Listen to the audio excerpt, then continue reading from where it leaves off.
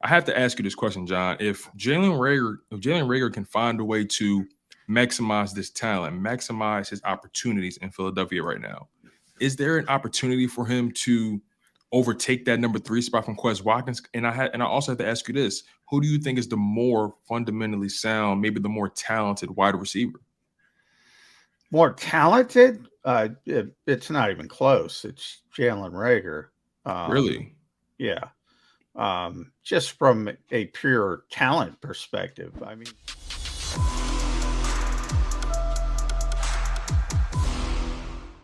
I want to touch on Jalen Reagor a little bit. Today was, some people say, his best day of any training camp they've seen. I well, don't that's really. not true. Right, I, right. I don't want to. I, I don't want to I'm jump off a cliff, but yeah, Jalen has made, and you could go on YouTube right now or and watch the one-handed catches he made last year, yeah, which were Odell Beckham like. Um, Jalen has a lot of talent.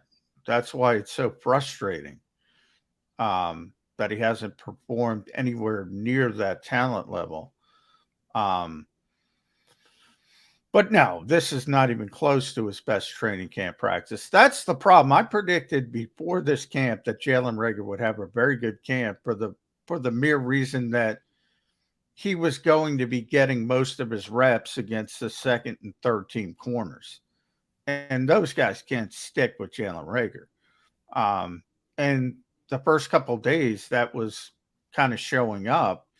And then he started getting some more first team reps, and Bradbury quickly took him out of stuff. And it's a whole different ball game when it's James Bradbury and Darius Slay, you know, versus Zach McPherson and Mac McCain.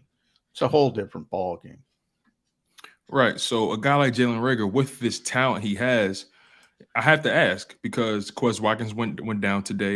He had an illness from what I heard, and I have to ask you this question, John. If Jalen Reagor can find a way to maximize this talent, maximize his opportunities in Philadelphia right now, is there an opportunity for him to overtake that number 3 spot from Quez Watkins? And I also have to ask you this: who do you think is the more fundamentally sound, maybe the more talented wide receiver?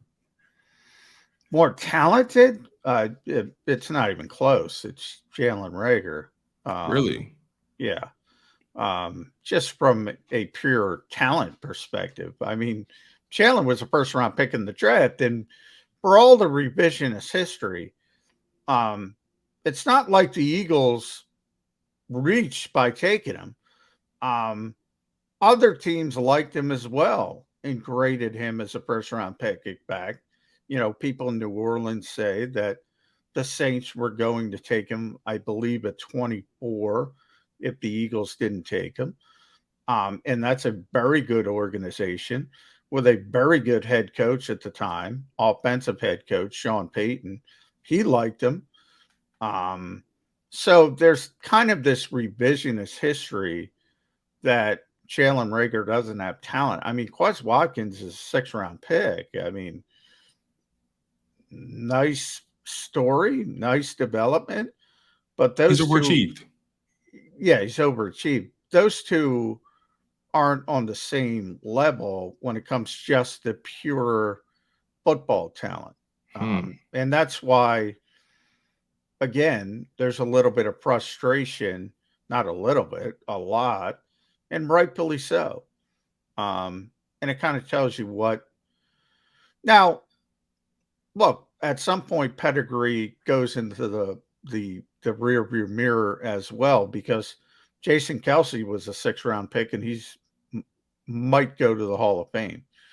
Um, I don't think Quez Watkins is going to be a Hall of Fame receiver, but um, at some point we may be saying different things. I talk about player development being real, and guys like Marcus Epps is taking control of that safety job. TJ Edwards is just a different player now than when he came into this league. And those guys have worked hard. They both worked hard on their bodies. They look completely different. Um, and they're better football players. So, you know, you can get better. But as far as baseline talent, yeah, I mean, Jalen Reagor's tremendously talented. And every once in a while you see it. You saw it today. You see it with the one-handed catches. Even last year, you saw it with the 40-yard kickoff return, the 30-yard punt return. You see the explosion every once in a while. But he's a player that has lost his confidence. He pays too much attention to social media. You know, Brandon Graham said this today. You know, if you can't handle social media, and Brandon was talking about players, specifically Miles and Jalen, get off it. Get off it. You know, people were vicious to Brandon Graham in his first couple of years. Yeah. You know, if you don't have the maturity, and to use that word, if you don't have the maturity to handle it, you got to get off it. And Jalen Reagor, that would probably be a good first step for him, to be honest. Completely understood. So at what point does the organization step in? I mean, you have a guy that you have on your roster, a guy that you've invested a lot in the first round pick, and you're still trying to figure out if he can even play in this league. But Yeah. he's still so concerned about what people are saying or not saying on social media. How do you curb that? Like at what point does the team step in, or do they not step in? No, I'm sure they told Jalen this numerous times, and you know, but you can't do when people leave the facility. I mean, they have their own lives. They're You adults. can't. Yeah, they are adults, and even though they're very young adults, they're adults, Yeah. and you give people advice, and you do the best you can, and sometimes they don't take it.